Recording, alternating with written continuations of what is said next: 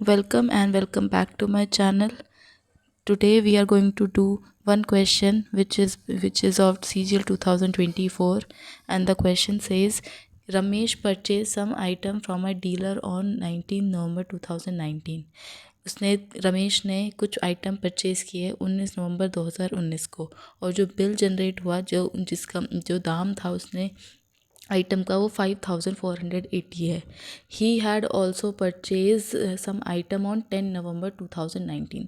10 नवंबर 2019 को भी उसने कुछ आइटम ख़रीदा जिसकी वैल्यू थी 9800 9800, और उसने क्लियर किया both the bills at this time and paid the total amount in cash. जो उसने पहले ख़रीदा था 19 नवंबर को और 10 नवंबर को, दोनों को उसने 19 नवंबर को क्लियर किया. और तो क्वेश्चन की बहुत इंपॉर्टेंट लाइन था यहाँ से.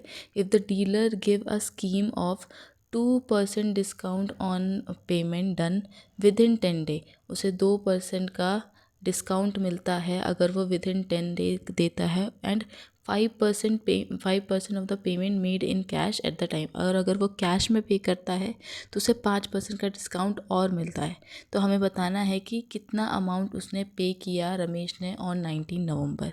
सो इट सेज, तो हम ये इम्पॉर्टेंट लाइन देखेंगे 2% डिस्काउंट और 10 और 5%, क्योंकि उसने विद इन 10 डेज़ ही किया है. एज वी कैन सी, पहले 10 नवंबर को था फिर 19 नवंबर को, तो उसे ये दोनों ही अमाउंट पे डिस्काउंट मिलेगा. क्योंकि उसने पहले 2% अमाउंट था, तो ऐसे ही करके हम ये क्वेश्चन को सॉल्व करेंगे. 2% on this which is equals to